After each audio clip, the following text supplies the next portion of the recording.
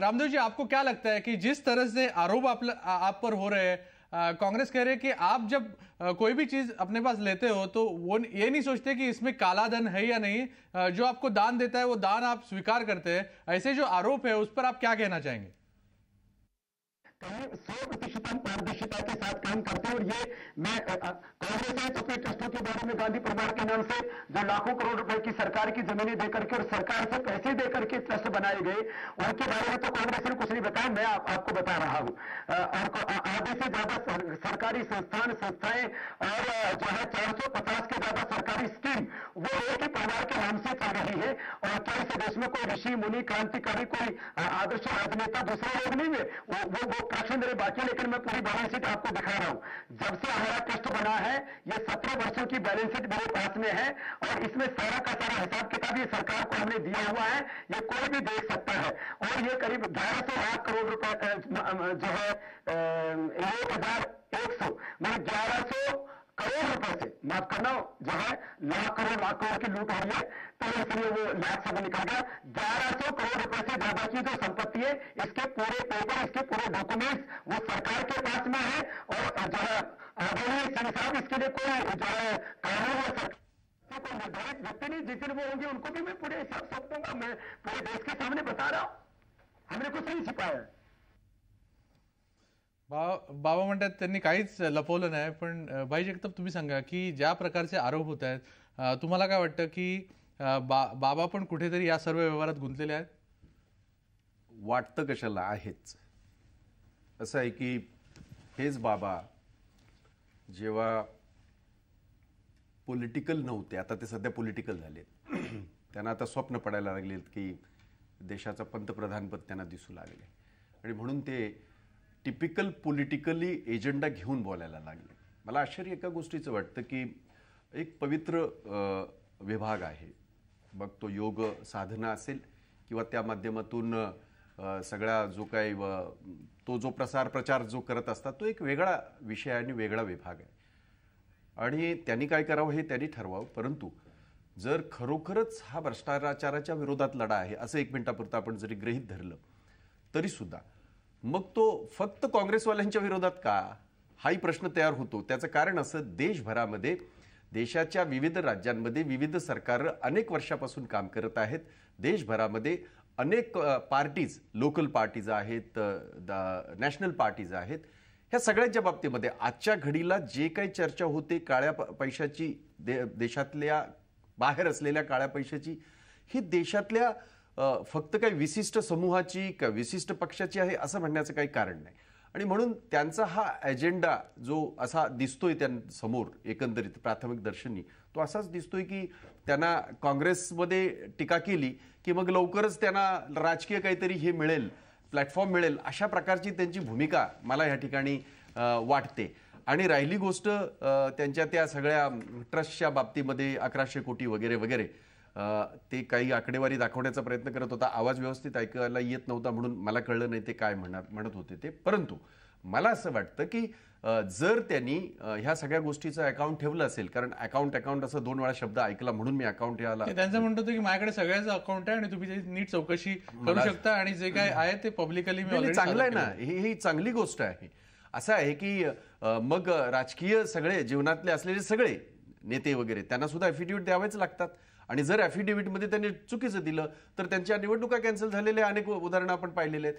त्यामुळे असं काही समजण्याचं कारण नाही. ही गोष्ट चांगली आहे, एका गोष्टीचं स्वागत करू आम्ही की काळा धन हा देशातल्या श्रीमंतांकडे, अतिश्रीमंत होण्यासाठी काळा धन आणखीन कुणाकडे, राजकीय लोकांकडे असेल तर त्याचा पर्दाफाश व्हायला पाहिजे, याबद्दल काही दुमत नाही. परंतु ते फक्त काँग्रेसपुरतं मर्यादित आहे असं जर आणि तसं जर ते देशभक्त समजत असतील तर मग कशा प्रकारची देश, आपण त्यांना पण हाच प्रश्न विचारूया.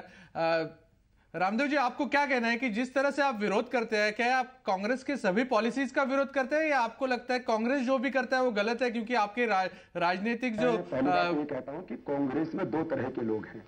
एक है जो महात्मा गांधी के रास्ते पर चलने वाले कांग्रेसी हैं, जो सच्चाई को, ईमानदारी को अपना धर्म मानते हैं और विदेशी तंत्र के स्थान पर इस देश में स्वदेशी तंत्र स्थापित करना चाहते हैं, वो पूंजीवाद, साम्राज्यवाद, ग्लोबलाइजेशन, लिबरलाइजेशन के पोषक नहीं, वो पूंजी के विकेंद्रीकरण और ग्रामोत्थान, ग्राम स्वराज्य के पोषक हैं।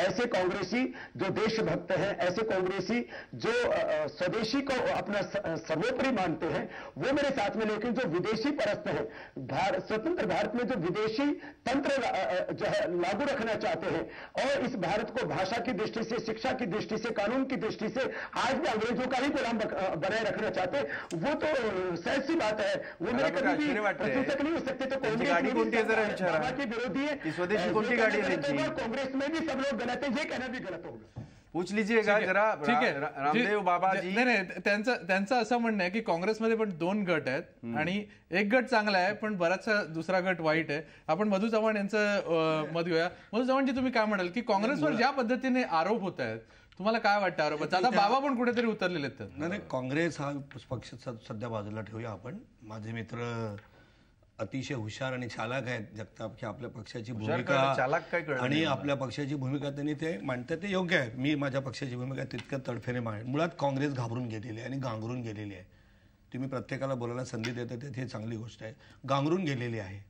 त्याचं कारण असं की या देशामध्ये स्वतःवर काहीतरी चारी बाजूनी घेरल्यानंतर असे काहीतरी प्रश्न निर्माण करायचे की लोकांचं लक्ष विचलित करायचं. मला या चर्चेमध्ये फार मोठं महत्त्व वाटत नाहीये. हा काळा पैसा, जर 11,000 कोटी रुपये त्यांचा काळा पैसा आहे तर त्याची चौकशी करावी. महंत सुधीरदासजी, तुम्हाला काय वाटतं की टार्गेट केलं जातंय का? आणि आज रामदेव बाबा व बाकी लोकांना पण असंच टार्गेट केलं जाऊ शकतं का काँग्रेसकडून? मला भाई जगतापजी, माझा चांगला संपर्क आला आहे. भाई अतिशय हुशार आहेत आणि ज्या पद्धतीने ते पक्षाची एक भूमिका मांडत असतात सातत्याने, आम्ही आज संपूर्ण भारतभर पाहत आहोत की ज्या ठिकाणी हिंदू धर्मियांचे मोठे मोठे मठ आहेत, मोठे मोठे मठाधिपती आहेत किंवा रामदेव बाबांसारखे काही तत्सम जी मंडळी आहे, यांच्या मागे जे एक भुणकं सुरू झालेलं आहे सर्वत्र. तर मला असं वाटतंय की जसं मगाशी साहेब म्हणाले की ज्या ख्रिश्चन मिशनरी आहेत यांना 12A, 10A, ATG याच्या माध्यमातून करोडो रुपये इथे आलेले आहेत. मुस्लिम ट्रस्ट आहेत. मी काय असं हिंदू मुस्लिम काही स्पेसिफिकली बोलत नाहीये, पण मला असं आठवत नाही की कधी या मंडळींची कधी चौकशी झाली.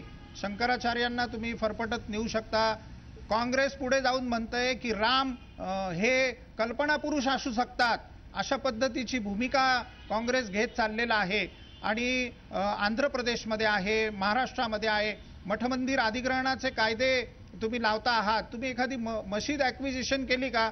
तुम्ही एखादा ख्रिश्चन मॉनेस्ट्रीचे हिशोब तपासले का? मग पर्टिक्युलरली प्रत्येक वेळेला तुम्ही हिंदूंना टार्गेट करत आहात. आम्हाला काही काँग्रेसचं वावडं नाही. काँग्रेसचे माझेही अनेक मित्र आहेत, अनेक शिष्य आहेत. पण ही पद्धत कुठली आली तुमची? प्रत्येक वेळेला तुम्ही हे करता आहात. तर मला असं वाटतंय की आम्ही सर्व संत मंडळी मोठ्या प्रमाणावर एकत्र येत आहोत. आमची जी आचार्य सभा म्हणून आहे, ही सभा देखील या ठिकाणी एकत्र येते आहे.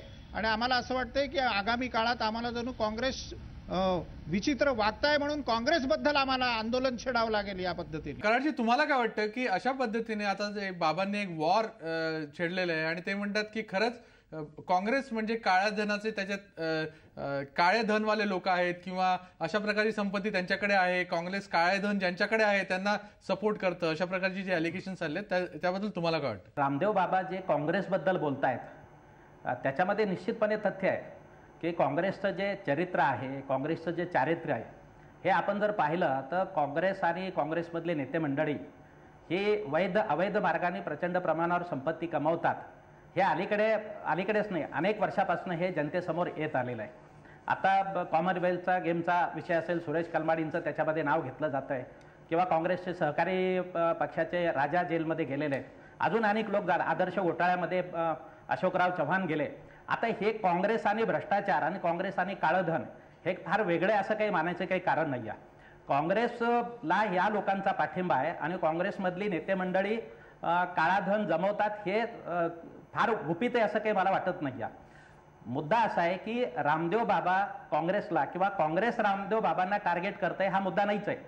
मुद्दा असा आहे की सगळे हे जे राजकीय पक्ष आहेत जे पैशाच्या आधारावर निवडणुका लढवतात त्यांना अवैध धंदे करणाऱ्या लोकांकडनं, काळा धन करणाऱ्या लोकांकडनं त्यांना तो पैसा लागतो निवडणुकीसाठी आणि मग अशा धंद्यांना संरक्षण देण्याचं काम हे सत्तेमध्ये आल्यानंतर हे राजकीय पक्ष करतात हे आपण पाहिलेलं आहे.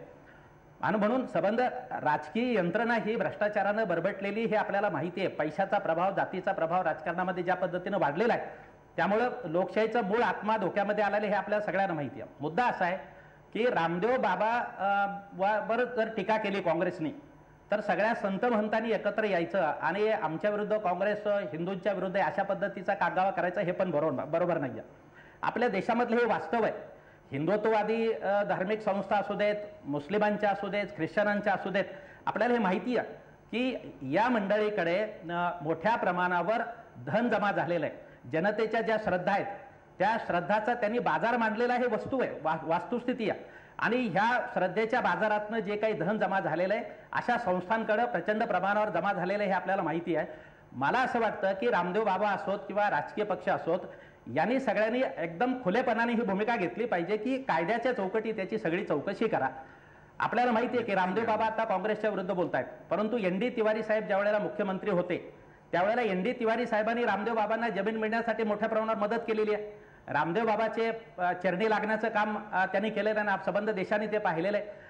धार्मिक संस्था आणि राजकारण याची गल्लत काँग्रेस सातत्यानं स्वतःच्या सोयीसाठी करत आलेली आहे आणि भारतीय जनता पार्टी तर ही धार्मिक संस्थांना राजकारणासाठी वापरण्याची भूमिकाच घेऊन काम करते.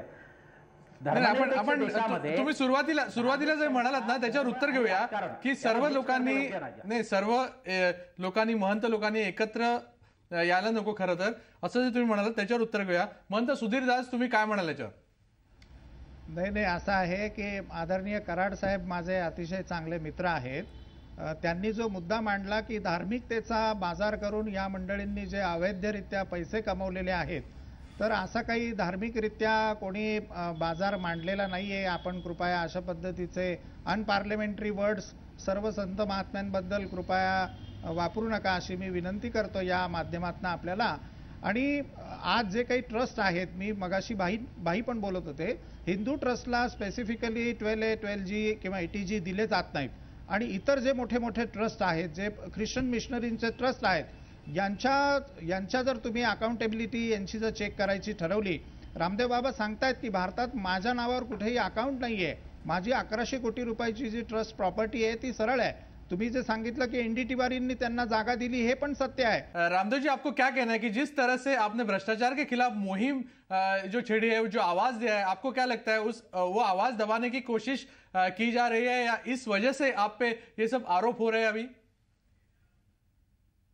बाबा को छेड़ोगे तो बाबा भी नहीं छोड़ेगा. बाबा ने कोई चारित्रिक, आर्थिक, जहन, नैतिक कोई अपराध नहीं किया है. जब से पैदा हुआ हूं तब से आज तक देश के लिए जिया हूं पूरी ईमानदारी से, पूरी निष्ठा से, बिना किसी इंटरेस्ट के, बिना किसी वेस्ट के, निस्वार्थ भाव से रात दिन अपने आप को खपा करके देश की सेवा कर रहा हूं, आगे तक करूंगा. लेकिन यदि बेवजह सरकार दबाने की, कुचलने की, षड्यंत्र करके इस अभियान को नष्ट करने की कोशिश करेगी तो अब ये दबने वाला नहीं है. आज इस देश के 100 करोड़ से ज्यादा लोग आज मेरे साथ में हैं.